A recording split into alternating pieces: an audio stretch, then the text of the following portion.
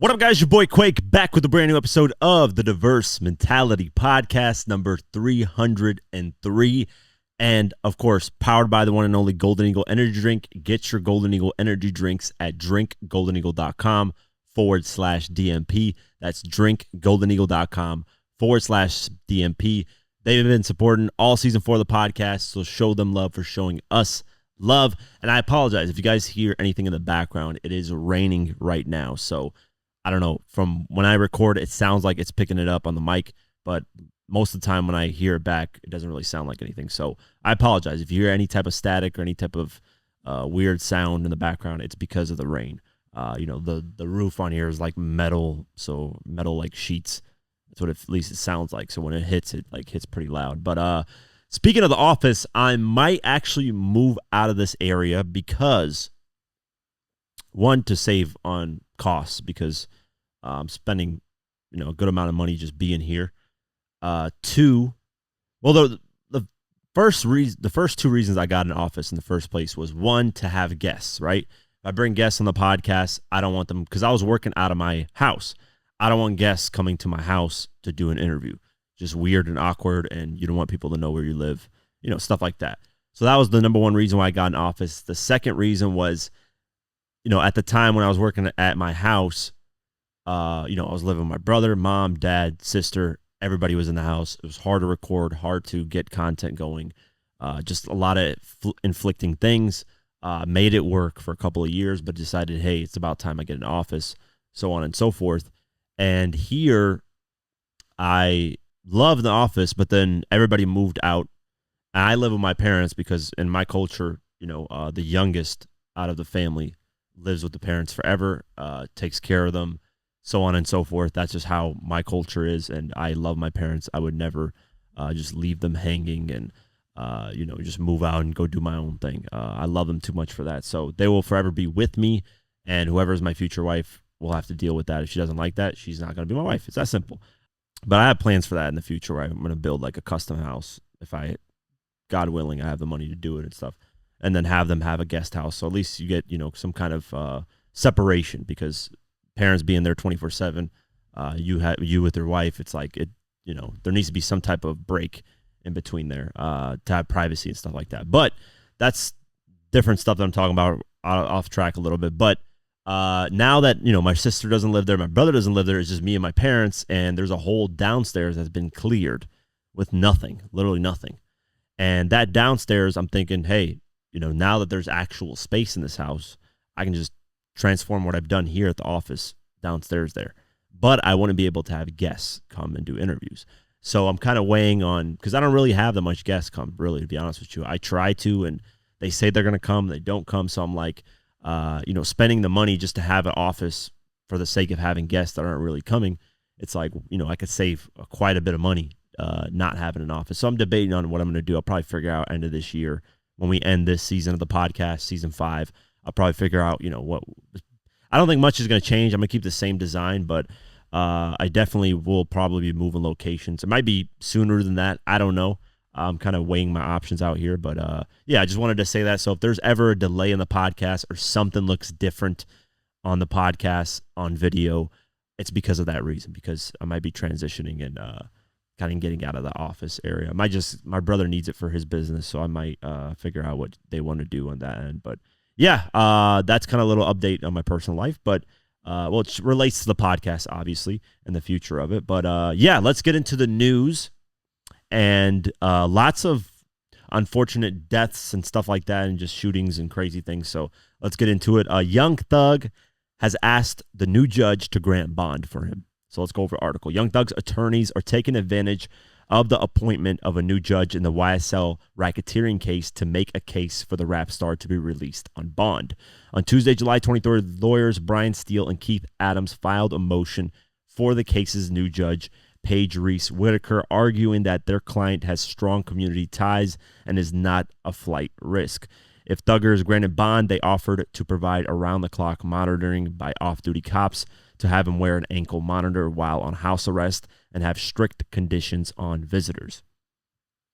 The motion was filed just a few days ago after Judge Whitaker set some new ground rules for the long-running case. At a hearing on Friday, July 19th, Judge Whitaker admitted that she was parachuting into a long-running trial, according to an account by Rolling Stone. She indicated that she expected the jury to return on August 5th after she catches up on pending motions.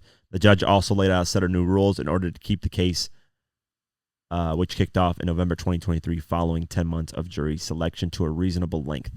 Judge Whitaker explained that the court will go from 8:45 a.m. to 6 p.m. daily, though perhaps a bit shorter on Fridays. She also banned headphones and eating in the courtroom.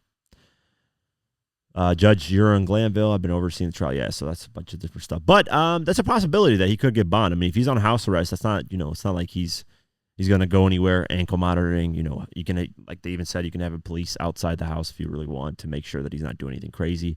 Obviously, that would help his career just musically, because he'll be able to at least record music and get it out there. Just like NBA Youngboy, he's been on house arrest for such a long time that I forget how long he's been on house arrest. So there's a possibility this could be granted. And if it does, obviously music's going to come out. Like, he's going to be working his ass off, because when I read this next article, you're going to see why I think Young Thug, unless he snitches, does something dramatic like that, like 6ix9ine did, he's going to be locked up for a really long time, potentially life. Because I don't really see a way out of this. I really don't. The only way 6ix9ine got out of his sticky situation was to just tell on everybody. Like, had he not done that, he would have been locked up still right now. And that's the kind of path that Young Thug has to go, in my eyes, based off what I've seen, what I've read, in order to not be locked up for the rest of his life.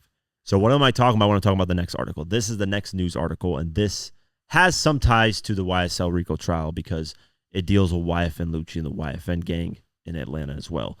And, there's been rumors that, or at least in the court, they've accused Young Thug of ordering a hit on YFN Lucci and trying to kill his mom, so on and so forth. Now, this YFN Lucci thing, there is some new footage that came out, and we reported on this talking like 2020. There is some new footage that came out where it shows YFN Lucci allegedly in his Mercedes Maybach truck doing a drive-by. Like, literally on camera, shooting, AK, everything. And one of his homies gets hit, and they just dump him off. And they don't care that he died, whatever, got hit. They could care less about him, which is disgusting, obviously. But, this is gang shit. This is how the gangs roll, man. They ain't trying to take no risks. You get hit, it's over with. They're not going to sit there and wait for ambulance and all this stuff. They're not going to try to drive you. Most of the time, they're not going to drive you to the ambulance. They're just going to, hey, fuck it, it is what it is. So let's go over the article. YFN Lucci has received some high-profile support from Killer Mike as footage has emerged of the deadly 2020 shooting that he was involved in. The video obtained by WSB-TV depicts a man getting shot from a moving vehicle during a gunfight before being pushed out of the car and left to die on the roadside. Lucci, who is accused of being the driver in the shooting, cannot be seen in the clip. So that's one thing that kind of helps Lucci. But the Atlanta rapper was initially facing the prospect of life in prison after being charged with murder over the December 2020 incident, which killed one man and injured another. So I'm going to play. Let me see if there's any audio in this video footage. I doubt there is.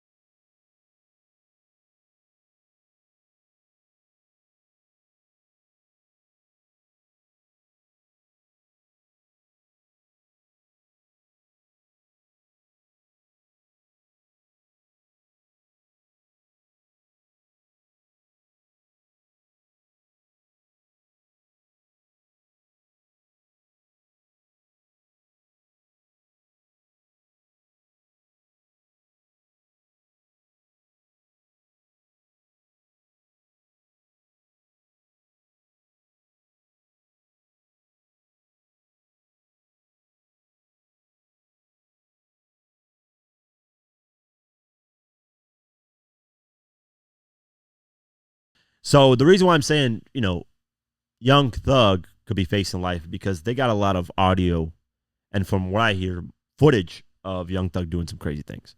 Not Young Thug specifically, but the people around him and There's been rumors. Sorry, my nose is like itching like crazy right now. There's been rumors that he ordered the hits of all these things, and he ordered the hit of YFN Lucci's mom getting killed and YFN Lucci and so on and so forth. So, YFN Lucci is pretty much done. I don't see how he's getting out of his situation, because YFN Lucci isn't as big as Young Thug. The reason why I mention that is because YFN Lucci, usually in these type of cases, if you have money, you can find ways to maneuver through this, and you got to have a lot of money. I mean, we're talking 10, 15, 20, $30 million you're going to be spending to make sure you never get life in prison. And I would spend any amount of money. I don't care if I went bankrupt and broke to make sure I didn't get life in prison, because money doesn't translate my freedom. I don't care. Freedom is worth way more than money to me. But with YFN Lucci, he doesn't have as much money. I'm sure he's had, he's probably put at least a couple million in this, but not at the level of Young Thug. Young Thug's got way bigger star status, way bigger hits, and it's got more money than YFN Lucci does. But yeah, we reported on this way, way long ago about YFN Lucci doing a drive-by shooting and dropping off a dead body. And here are updates, actual footage. Years later, it's come out. So we'll keep eyes posted on this and see. But yeah, it's not looking good for either one, man. I think both of them are going to struggle. I'll be surprised if Young Thug gets bond. If he does, he's got to take, like I said, advantage of it. And yeah, we'll keep our eyes posted on both the incidents and see what happens moving forward. Speaking of shootings, we have a sad thing to report that EST Gee's manager got shot and killed outside his hometown concert in Louisville, Kentucky. So let's go over the article. EST Gee's, why did I say ESTE? EST Gee's manager, Devontae Beach, has been shot and killed after being found in a car following the rapper's concert in his hometown, Louisville. 31-year-old Beach was found dead at the scene in a vehicle near the KFC Yum Center after suffering multiple gunshot wounds, according to WLKY.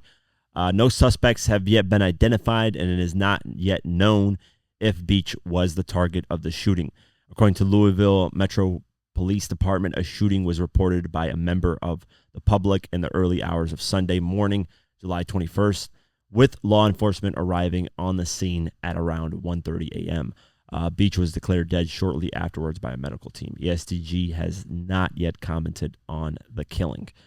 It has been reported by local media outlet Wave 3 that there were security concerns regarding the Summer Jam event, which also saw performances from Lil Baby, 42 Doug, Yo Gotti, I Swear Vezo, and more. A spokesperson for the venue stated that enhanced security measures had been put in place for the event, which effectively ensured a secure environment for everyone attending the concert. EST Gee's former manager, Eric Mosley, was previously arrested by the FBI on drug trafficking charges, along with a number of other people associated with the CMG rapper. Gee and Mosley are part of alleged gang Everybody Shine Together, which has been accused of being heavily involved with criminal activity, including violence and drugs. So yeah, they've been kind of like on a RICO type of charge, which is kind of crazy. But I don't know. I'm not passing off judgment on what the shooting was for. You never know, man. It could have been intended for somebody else. He was just in a car. They probably thought it was maybe EST Gee. I don't know. Maybe they thought it was somebody else and shot and killed him. Maybe he had something that he was doing behind the scenes that was bad, and they just wanted retaliation. Regardless, man, 31 years old, very young, super young. Did not get a chance to live out his life. Unfortunate event, even though it was a great concert. I mean, he put on for his hometown. That's a cool thing to do, man. But that's a horrible, horrible tragedy to happen in such a cool event that you're putting on for your hometown.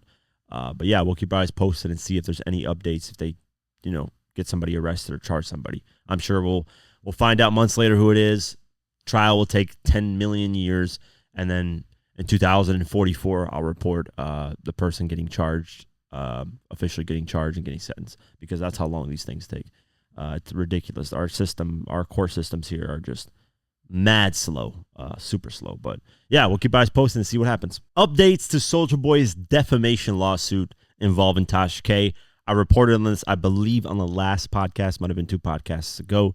Soulja Boy, basically Tasha K reported false, or at least Soulja Boy said was false, things about him doing stuff with other men.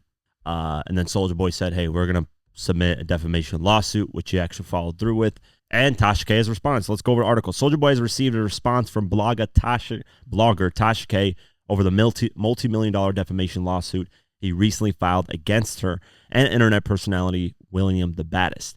In an Instagram post on Thursday, July 18th, Tasha essentially taunted the rapper and gave her location for process servers to deliver the lawsuit. This is what she posted. PSA, process servers can meet me in Boston on Saturday, July 20th, or in New York City on July 21st. I will be performing at the City Wineries. My wine, gossip, and comedy shows start promptly at 7:30 p.m. Eastern.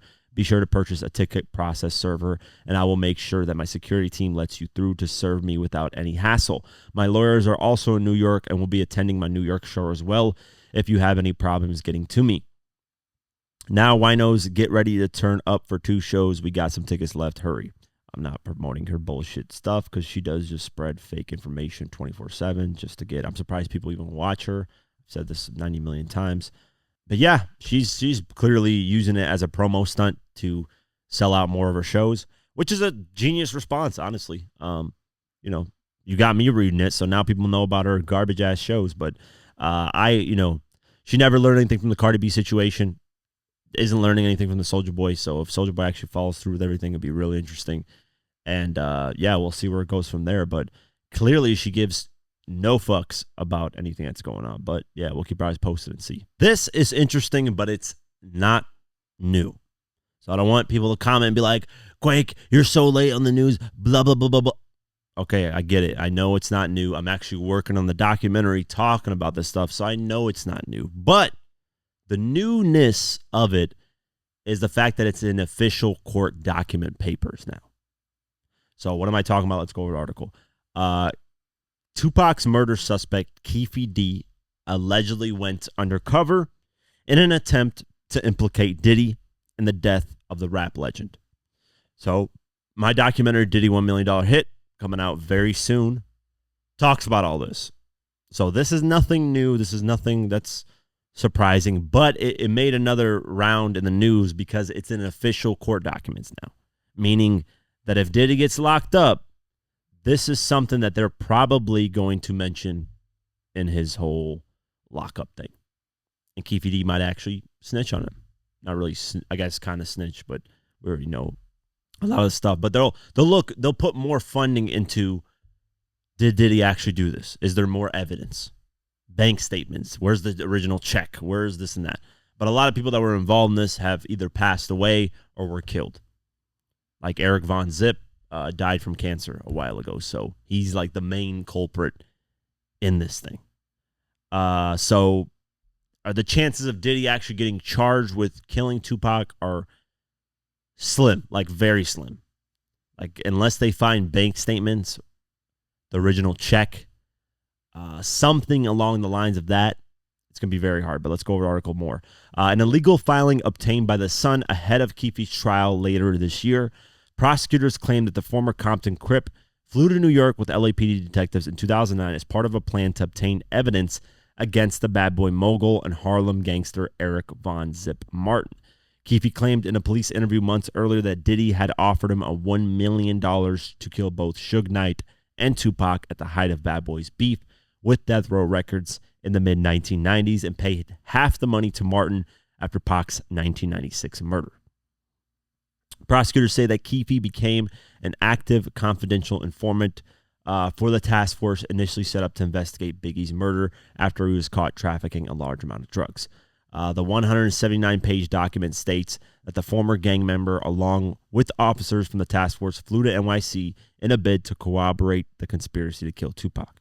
Keefe, acting in an undercover capacity, allegedly ran into Martin and his nephew on the street as he approached his workplace and got into a car with the pair before driving away to visit Martin's sister. After returning, Keefe tried to enlist Mr. Martin in an effort to traffic narcotics. The document read, Mr. Martin indicated he was out of the business but directed him to conduct his drug activities with his nephew. Diddy is named a total of 77 times in the legal filing, including a transcript of Keefe D's aforementioned interview in which he accused the mogul of putting a bounty on Tupac and Suge's hits. This is nothing new. This has been out for a minute, but now it's like in official court documents. There's papers, blah, blah, blah, blah, blah. A lot of the stuff before that was just police reports, FBI, detectives, whatever, that were writing up interviews that they did and kind of investigations that they did. Now it's an official court document, so if something happens to Diddy, and if they feel like they have enough evidence, they're going to bring it up there and potentially prosecute him on this stuff, which is a step in the right direction, but I doubt, like I'm willing to bet 80% chance that Diddy does not get locked up for Pac's murder or for paying to get Pac killed because they're just really, everybody that's involved, like I said, is either passed away dead or there isn't really much bank statements or anything like that to prove it. But yeah, we'll keep our eyes posted and see what happens moving forward. It's going to be interesting to see if Diddy ever gets actually locked up for all the stuff that he's they raided his house, but nothing has come out of that so far. So we'll see. Maybe in August, something might happen. It's been a couple of months now. So yeah, we'll see what happens moving forward. Updates on Sean Kingston and his mother, basically committing fraud. Let's go over the article. Sean Kingston and his mother, Janice Turner, have officially been indicted on charges connected to $1 million in wire fraud, which could see both of them serving up to 20 years in prison. According to Variety, the singer, 34, and his mother, 61, were in court in Miami on Friday, July 19th, making their first appearance since their arrest in late May. They were each charged with 1 count of conspiracy to commit wire fraud and 5 counts of wire fraud charges. The charges stem from allegations that the two cooked up a plot to acquire high-end jewelry, specialty, and other pricey items by using fraudulent documents. The United States Attorney's Office of Southern District of Florida believes Kingston and Turner purchased over $1 million in property and unjustly enriched themselves by falsely representing that they had executed bank wire or other monetary payment transfers. They were arrested on May 23rd, paid bond, but this is not looking good for them, man. My freedom, like I said, is not worth $1 million. I could give 2 fucks about money versus my freedom, but Sean Kingston has actually been accused of this. I'll never forget, there was a TikTok of this lady who owns this private jet renting service, right? And she also sells private jets, though. And something along the lines of, like, Sean Kingston just didn't end up paying her. Like, he was flexing this jet that he actually bought it, and it's his private jet and all this, and that they're still going through, like, legal documentation issues with that. It's unfortunate, man. When you reach the top, you definitely want to be able to take that money, because everything that goes up eventually comes down. You're never going to stay at the top forever. So when you reach that top, obviously take some of that money, invest it, be smart with it. That way you can kind of maintain a certain lifestyle. You won't be able to maintain a lifestyle that you had at the peak top unless you just make astronomical amounts of money that even if you spend a lot, you'll still have a lot. We're not talking billionaires and stuff like that. Obviously, you reach the peak of that and you're a billionaire. It's very, very hard to lose $1 billion and become broke. Extremely hard. But, if you make 5, 10 million at your peak, 20 million, whatever the amount is, that can be gone, man. 20 million, when you really look at it, especially if you're living a crazy lifestyle, can go like that in a snap. Because you'll be spending $500,000 a year for this car, $300,000 a year. You'll give your family some money. You'll give this person some money. You'll help out this person. You'll help out that person. That's how Fetty Wap went broke. Fetty Wap was literally talking about how he was just giving people money. And he realized he was spending more than he was making. And we're talking about Fetty Wap in his prime had 3 top 5 hits. Could be. Let me actually check. Fetty Wap's had an insane run. I know he had 2 songs in the top 5, 1,000,000%. No, so he had 3 songs in the top 10. He had Trap Queen, number 2, peaked, which is ridiculous. I should have been number 1. 679 and number 4. And My Way at 7. Literally 3 songs in the top 10. And he was saying he was making astronomical amounts of money.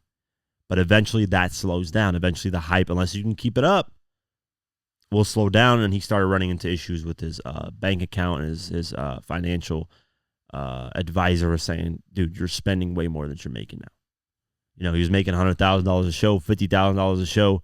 Next thing you know, he's making $5,000 a show, $10,000 a show. And that's nothing. That goes in 2 seconds, especially if you're living a lifestyle of being a celebrity, going out, all this stuff. Keeping up with the Joneses, as they like to say. So yeah, at that peak, man, you got to definitely, if you're making, you clear whatever, 20 million at your peak, try to at least invest 10 million of that, man. Spend 10 million, have fun with. 10 million is a lot of money to have fun with, man.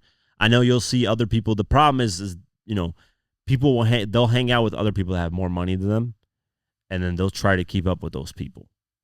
And dude, some people are just at a different level, man. If a guy's making 100 million, you're making 10 million. Yeah, you can kind of make it seem like you're on his level by buying certain things, but that guy can spend 10 million and still be good. You spend your 10 million and it's done. You're broke. So that's the difference, man. The percentages. And speaking of percentages, there's a guy on TikTok that did a breakdown of this really, really rich guy in Saudi Arabia, I believe, or somewhere in the Middle East. He paid Justin Bieber $10 million to perform, I believe, at his son's wedding. $10 million. The guy broke down the numbers of how rich this guy is. This guy's worth like 200 billion, right? Super rich. I don't even know. Maybe 100 billion, whatever, 150 billion. Somewhere in the hundreds of billions. That 10 million for him was like, if somebody makes 200,000 a year, was like spending $1.40. That's insane. So like, put it in our average terms, right? The average person in America makes about what, $45,000 a year. For him, that 10 million was like spending, an average person was like spending $1.34. That's insane. But that's what I mean. There's levels to this shit. So if you're in the $10 million place and then you see a guy 100 million spending, you can't spend that same amount because you're not at that level yet. Now, 10 million is a lot, man. Most people, 99% of people on planet Earth will never make $10 million in their life, period. So it's not like you're not in the 1% and you're not, doing something special. It's just there's levels to this shit. What did Meek Mill say? Levels to the shit. Levels to the shit. Which I love that song. It's one of my favorites. But yeah, that's usually how these artists get up in these situations. They then try to do fraud like Mr. Poopy Butthole, aka Lil Reese, and steal money from their fans, or they try to fraud, scam other people, or to try to keep up their lifestyle, and they fuck it off, and then next thing you know, they're not doing anything with their lives. So that's all it is. Maintain what you can afford, and that's it. Don't try to go really above what you can't afford. And I've gone sometimes really above what I can't afford. I'm going to be honest with you. This Audi R8, it's an amazing car, but it is a little bit higher than what I would like to have bought a car for. I would have waited a couple of years because they just announced that, hey, it's the last year they're making these cars. It's my dream car. So I just kind of said, I have to pull the trigger on this. It just is what it is. I have to suck it up for this moment. But I would have never gotten an Audi R8 right now. I probably would have waited another 4 to 5 years. That's when it would have been like, okay, I'm good now. I feel comfortable getting this car. It's a little bit early for me. I would have waited a little bit longer, but hey, push comes to shove. It's my dream car, so I forced the situation. But yeah, sometimes you have moments like that where you have to force things, but it just makes you work harder, makes you do more. So I just got to work harder to get, that kind of car and make it easy on me so I don't have to worry about much. But yeah, that's the situation. We'll keep our eyes posted on Sean Kingston and his mother and what happens to them. Before we continue, I want to give a shout out to Golden Eagle for sponsoring this podcast. Yes, if it wasn't for Golden Eagle, this podcast wouldn't be possible. If you're looking for an energy drink that doesn't tear a hole in your pocket, Golden Eagle energy drink is the one you want to get. Golden Eagle has the smoothest taste with no aftertaste. You don't get acid reflux when you drink it, and you will save a lot of money. So check out Golden Eagle at drinkgoldeneagle.com/DMP. The link is in the description below. And how do you think this podcast would be possible without me having energy to do it? Come on, guys. You guys got to remember this. I need energy to do this stuff, man, because there's a lot of crazy topics. So look how smooth this thing sounds. Look at it. Oh my God, it's fresh. Look at that Golden Eagle. Look at the can. It's so beautiful too, man. Look at that. That's so fresh, man. So fresh. Golden Eagle energy drink. Go to the link description below. That's drinkgoldeneagle.com/DMP.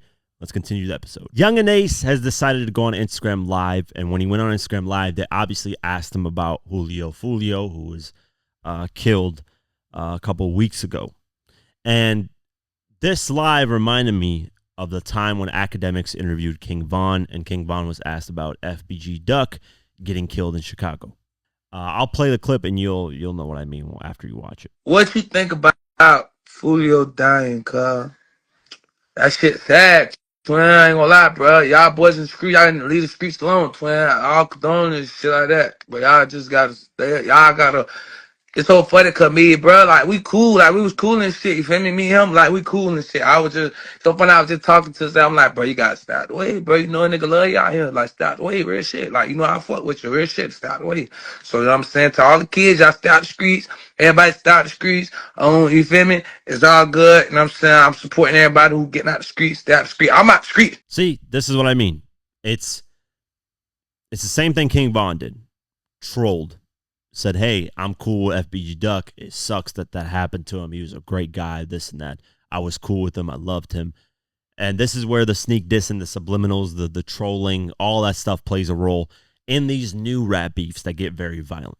Because always see, I'm not, a lot of people title me like this expert in beefs, and I've done these insane documentaries where I've gone over a lot of stuff. But I've always noticed when I've covered the newer beefs, and I try to do these long form documentaries like I did NBA Youngboy versus Lil Durk. I've noticed the newer ones has a lot of twists and turns. Of this person said this person said this person trolled this person trolled this, and it's hard to kind of pinpoint what's they want to do that. This is what these guys want to do. They want to troll. They want to throw the trail off and have people on Reddit come up with rumors and theories that this is what this person meant when he said this. This is why on these diss tracks, they sometimes will mention names, sometimes they won't. A lot of these newer artists, they'll subliminally diss. It's not even just Yungeen Ace and Foolio. They'll do direct shots at certain people that have died. But, you got Drake and Kendrick literally subliminally dissing each other for years and years until finally this year they went at it directly. But in the older beefs, yeah, I mean, you had Nas and Jay-Z, little shots, subliminal here and there, and they went at it. But at least at the time, it was clear as day who they were going after. With today's time, because of social media, it's very hard, like Big Sean does that freestyle on the radar freestyle, right? They automatically assume it was at Kendrick Lamar, got cleared up immediately. Hey, this is shots at Kanye West. Because, Big Sean and Kendrick had their little thing back and forth, subliminally, directly. Even the Element OG track, the original version came out, he was going directly at Big Sean. But regardless, this is what I mean, is they'll do this trolling, like Yungeen Ace saying, listen, I'm out the streets. I don't condone the streets. It was sad. I was cool with the guy. But in reality, literally right when Foolio died or got killed, you drop track making fun of it. Do it. I sent a hit out. Do it. If he's with his wife and his kids, do it. That's the first record that came out. The next track, it was, dead bodies and blah, blah, blah, just making fun of the situation. It's sad because kids got interviewed. I don't know if it was from Florida, kids from Florida, but kids got interviewed about all this violence. And they're like, just stop. It's corny. We're tired of hearing you guys making fun of dead people. And these are kids. These are 8, 9, 10, 11-year-olds saying this shit with more conscience and more awareness to stop this dumb shit than you guys as full-grown men. And you guys are multi-millionaires, but millionaires at least. You guys have made a couple million here or there. Have you maintained that couple million? Probably not, because a lot of you guys kind of just have this moment where you guys have this street songs and you become hot for this moment and then fall off. And it happens to a lot of you, and then you get caught up in some bullshit and, end up getting killed. It's unfortunate, but it's a stupid cycle. And I don't want to see this for Yungeen Ace. I actually love Yungeen Ace's music when he's not talking that gangster shit. What I mean by that is I don't want to hear the dead, like his album. I gave his album, I forget what the title is, 2X, something like that, Life 2X or something like that. I got to go back to the album because I haven't listened to it in a little while, but Life of Betrayal 2 times, something like that. Yeah, Life of Betrayal. That came out in 2018, and I believe Life of Betrayal 2 times. Yeah, Life of Betrayal 2 times. That was 2021. I enjoyed that album. There's quite a few tracks on there, right? That, had really, really, really great songs. Given Up was one of my favorites. I've been giving up. Ooh, oh, oh. Ops, even though it wasn't really talking about specific people on that track, it was a great melodic track. Like, he has talent, but instead he wants to go this clout chasing route of laughing about people dying, and it's unfortunate, and I hope it doesn't happen to him, but he could be the next person that gets killed. And then we're going to be saying RIP, and then people are going to be saying I saw it coming because he's making fun of somebody else dying, and that's just the cycle of this shit. And, I've said this on this podcast. I've drilled it millions of times. Stop supporting this shit. I get it. You're attracted to the mystique of it, that you just want to hear what Yungeen Ace had to say after Foolio got killed. I get that, right?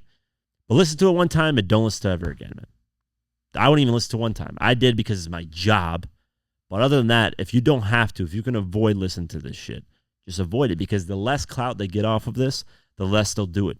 They only do it because we pay attention and we give them money. Because once we're paying attention, we're giving them money. We're giving them plays, we're giving them streams, we're giving them views, all that stuff. That's the only way to stop this bullshit, is to not even support it.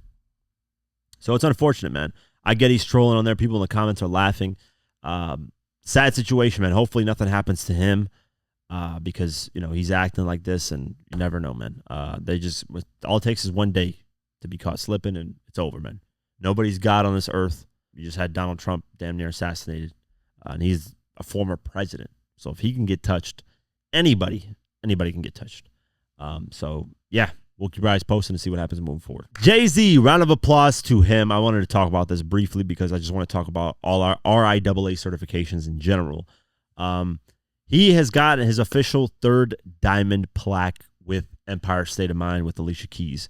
The certification just got updated, I believe, a day ago. Actually, today, never mind. Today, as of the recording of this today, but tomorrow is when you guys will hear it.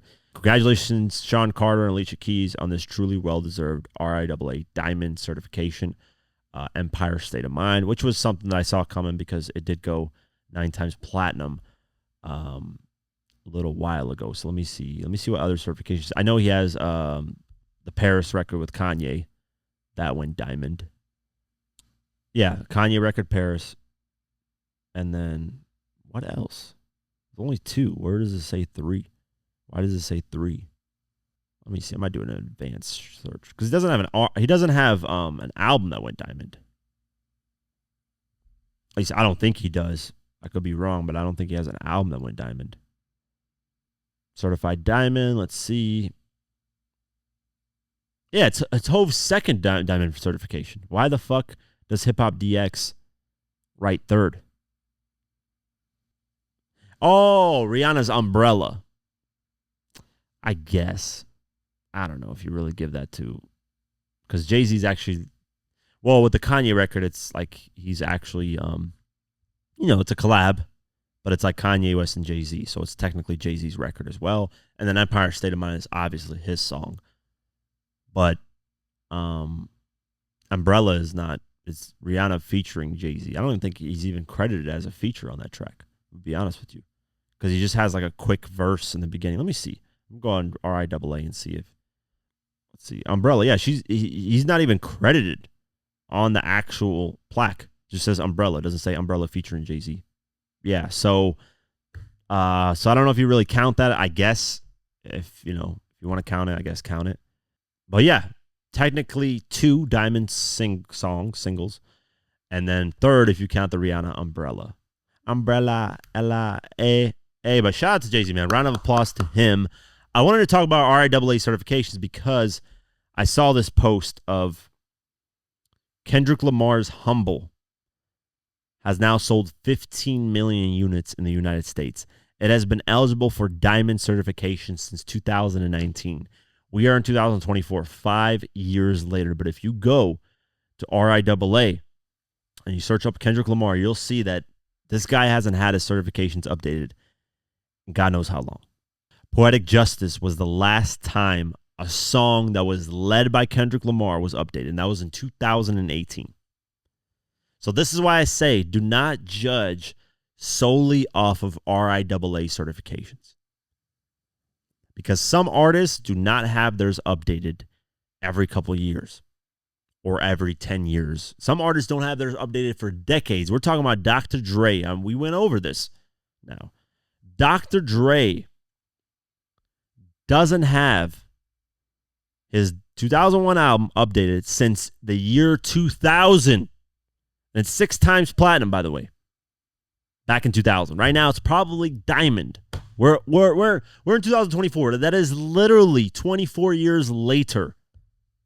It hasn't been updated. I think Dre's the one that I can look at the most. That's been like the most neglected. The Chronic was 3 times platinum. Last time updated in 1993. We're talking 31 years. It hasn't been updated. Nothing But a G Thing, baby. The single hasn't been updated since March 24th, 1993. That is definitely at least 5 times platinum, minimum. You know, you got all those other records, man. All the other records. Dre Day, all these fucking songs. All these records that he's got. Forgot about Dre. Nowadays, everybody wants to talk. Come on, man. Like, that song's not even on here. There's no certification for that song. That's definitely at least 5 times platinum, minimum. But yeah, some artists get their shit updated often. Jay-Z does, because Jay-Z likes to flex a lot. And no disrespect, you know, why not, man? Flex your plaques. Last time his certification, last time he had like a lot of songs updated was in 2023, end of 2023. So he had the H to the Izzo, Young Forever, Lucifer, Story of OJ, all these singles. His album got updated as well to platinum in December 2000, the 444. So that album went platinum after it got released 2017, 18, 19, 20, 21, 22, 23. So 6 years later, the album finally went platinum, Jay-Z's 444. This is why I say Eminem is the only artist at the insane level doing it. I know Jay-Z gets props, but Jay-Z hasn't dropped an album in a long-ass time, and he's not as consistent. And he doesn't really get, like, Eminem gets fucking plaques off of garbage albums. Like, Revival was ass cheeks, and I could probably find a plaque on that bitch. Let me see if Revival even got any type of plaque. We're on Eminem's things, and he's got a few updated. Yeah, the most recent update was Killer. Dun, dun, dun, dun. That was updated in February 14, 2024. Let's see if Revival. I'll put artist. Title Revival.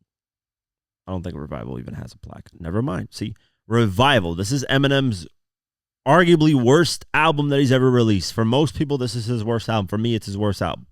This shit was certified platinum in 2022. It was released in the same year Jay-Z released 444. I think. Right? Could I be wrong? Or do I know my numbers right? Yeah, it was the same year they released 100%, bro. Yeah, 2017. Yeah. So I know what the fuck I'm talking about. Why do I always second guess myself? I'm a fucking genius, humbly. So yeah, this album got certified platinum before Jay-Z's 444. So Eminem is at a different tier, different level. Let's see Kamikaze where that's at. I like doing this type of certification look. Kamikaze, the album went platinum literally the same year as released. 2018, December 5th. So that gets updated. I'm sure this is at least double platinum, maybe even triple.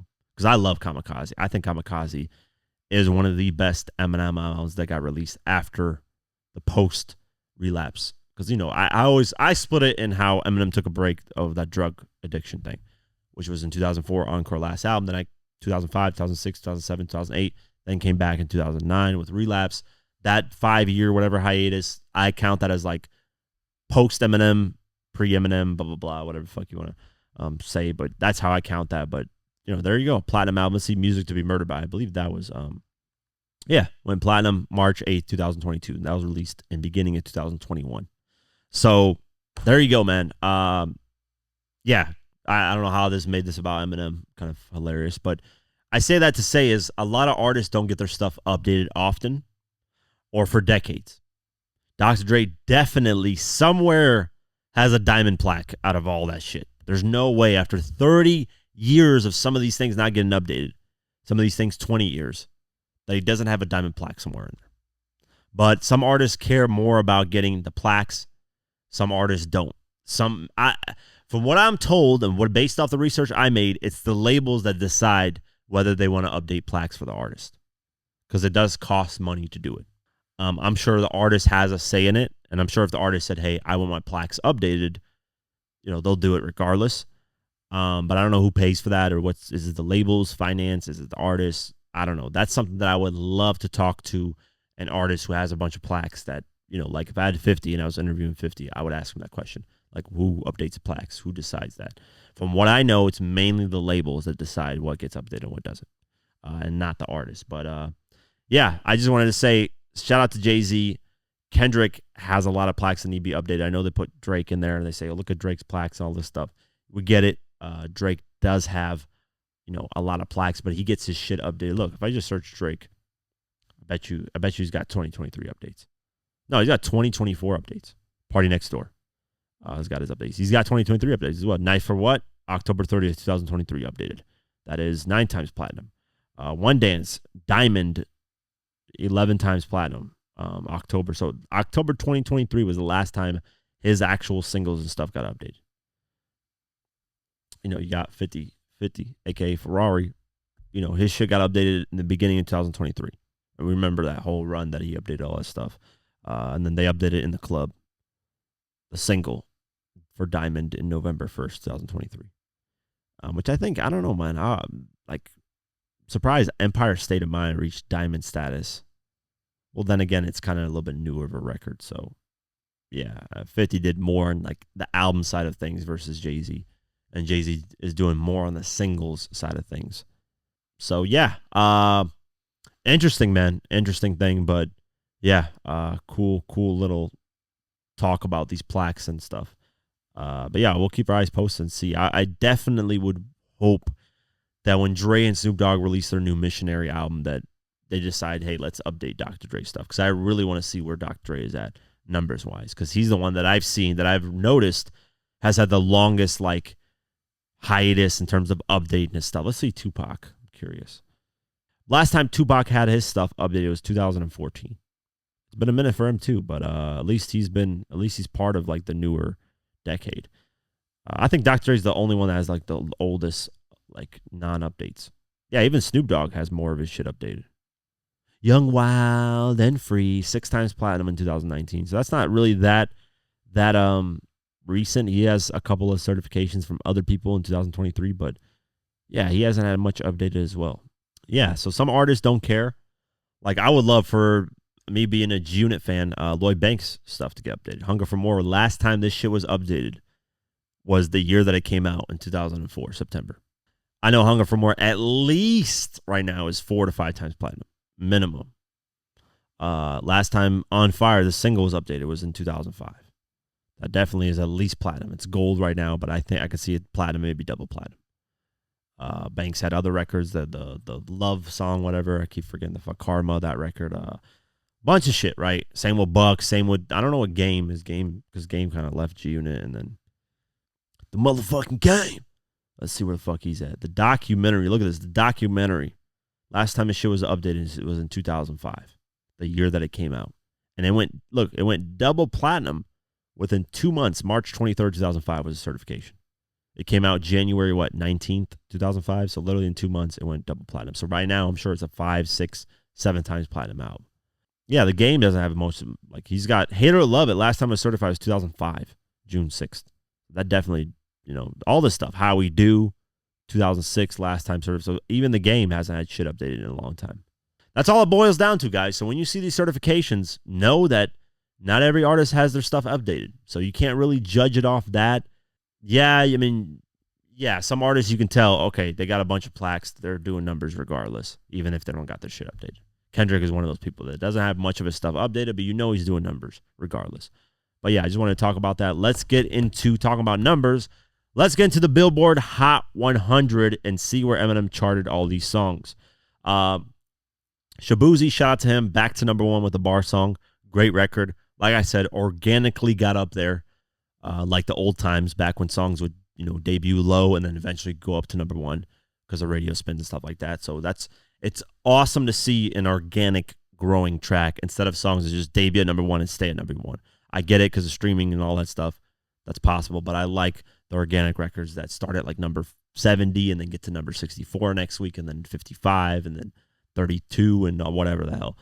So shout out to him. Number 1, back to number 1. I had some help. Post Malone, Morgan Wallen, number 2. Not Like Us went down to number 3. $1 Million Baby, Tommy Richmond, number 4. Espresso, Sabrina Carpenter, number 5. Please, Please, Please, Sabrina Carpenter, number 6. Too Sweet, Hosier, number 7. Lose Control, Teddy Swims, number 8. Beautiful Things, Benson Boone, number 9. And then Houdini, Eminem went back to the top 10 at number 10. Last week is at number 18. It peaked at number 2. So good. It's a good boost. Going down the list, let's go over what tracks Eminem charted. So he's got 1 on there so far. Future, Metro Boomin, Like That, number 18. Habits, Eminem and White Gold debuted at number 19. Renaissance, Eminem debuted at number 20. Fuel, Eminem and JID debuted at number 21. Toby, Eminem, Big Sean, and Baby Tron went up to number 24. So that's the highest peak for that single because it debuted very low because of the bad timing of when the song was released in terms of charts. And then it went up all the way to 27, and now it's up to 24. So this is the highest the single Toby's been. Brand New Dance, Eminem debuted at number 25. Somebody Save Me, Eminem and Jelly Roll debuted at number 27. That's surprising. I think Somebody Save Me is probably going to be the next single based on performance. I was seeing a lot of this song perform because of Jelly Roll as well. I'm sure he's boosting the streams of it because collaborations of that type of extent usually do well. So that's probably going to be the next single. We'll see. Evil debuted at number 30, which I think should be higher. I love that song. 31 Trouble, debut Eminem. Wannabe, Glorilla, Megan Thee Stallion, number 34. Eminem Lucifer, Eminem Sky Piper, debuted at number 37. Antichrist, Eminem, number 39, debut. Whiskey, Moneybagg Yo, Morgan Wallen, number 42. Guilty Conscious 2, Eminem debuted at number 45. TGIF, Glorilla, number 47. Yeah, Glorilla, number 50. I wish those songs would have went up higher for Glorilla. Great records. Eminem and Skylar Grey, Temporary, number 56. Surprised this debut is so low. This is another track that I expected to be a lot higher. Road Rage, Eminem, number 59. We Can Go Ben for Ben, number 64. Eminem, Bad One and White Gold, number 69 debut. Cool. Head Honcho, Eminem and Easy Mill, number 72. Type Shit, Future, Metro Boomin, number 74. 101 Gunna, Euphoria, Kendrick Lamar, number 75. And then 101 Gunna, number 76. PJ, Boss Man D-Lo and Lil Baby. Shout out to Boss Man D-Lo, one of my favorite flows out right now. Great artist. But that's it. So let's see how many songs charted for Eminem. 15 songs out of 20. I believe there was 20, right? No, sorry. I'm counting the bonus track. So 15 songs out of 19 tracks on the album. But we got to remember, let me see, 1, 2, 3. Basically, yeah. So the only songs that didn't chart are the skits or the really short song, which is called Habits. Or, no, Trouble, sorry. I don't think Trouble charted. Trouble chart? Might be tripping. Let's see if Trouble actually charted. Yeah, it did. So never mind. Trouble actually charted at 31. So it's missing the skits. Yeah, because Trouble is a very short track, 42 seconds. But the skits, there's 1, 2, 3 skits on here. So I might be missing a track on here, maybe. Or maybe kind of wrong. I don't know. But yeah, so most of the album charted besides the skits. That's basically it. So shout out to Eminem. Great. Still doing his thing. Like I said, Eminem's the only one at this level still somewhat relevant when dropping an album. And what I mean by somewhat is the music is still in rotation. People talk about it. He did his sales. But, I mean, the chances of this album surviving throughout the rest of this year and people still listening to it are slim. And there's nothing wrong with that. Eminem's been in the game for 25 years. I don't expect Eminem to have diamond records right now and do insane numbers. And, by the way, almost 300,000 first week is insane numbers. But for Eminem standards, people are going to look at it differently, obviously. But in today's time, I think that is amazing numbers. That is over the top numbers for an artist that's been out for 25 years, period. I don't know any artist right now that's been out for 25 years that is doing almost 300,000 first week. Kanye West did really great, but he's been out since 2005, so Eminem still has another 6 years that he's been out before him. Jay-Z ain't doing those type of numbers. I bet you if Jay-Z drops an album right now, I would be genuinely surprised if he does. He wouldn't do less than 100,000, but he wouldn't do, I don't think, over 250,000. I think he would do maybe 180, 200,000 if Jay-Z dropped an album right now. I'm going to be 100% honest with you guys. So let's see what, I don't remember what 444 did first week. Let's see. I don't remember what that did first week. Let's see. This is when streaming was kind of, 2017 was the transitional period where people were streaming, but they Like still people were like doing the old school thing. So it's kind of like a transition period. Debuted at number 1 with 262,000. This is with streams added on. So that's good numbers, honestly. That's good numbers. So I might be wrong. Might be wrong about that. I could see him doing, honestly, I could see him doing maybe 250,000. Because 444, even though it got dick writing reviews, I mean, look at these reviews. Like everybody's giving it an A because America just has a fetish with Jay-Z. I don't know what it is. He's a great artist, but damn, America loves this guy. Like he's the hottest thing ever. Which he's been relevant for a while. And he has, 444 was not that great of an album, though. It kind of came and went. I could care less about it. But I did respect the fact, and I appreciate the fact that Jay-Z matured. Like, he's maturing as he ages. He's not stuck on the old subject matter. That's one thing that I give Jay-Z props for 1,000,000%. So shout out to him for that. But yeah, enough talking about numbers. That's it for today's episode of the Diverse Mentality Podcast, powered by the one and only Golden Eagle Energy Drink. Get your Golden Eagle energy drinks at drinkgoldeneagle.com/DMP. That's drinkgoldeneagle.com/DMP. Show them support for showing us support. Season 4, they sponsored all of it, so thank them. Spotify, Deezer, Pocket Cast, YouTube, all that. Have an amazing night, day, whenever you listen to this, and peace.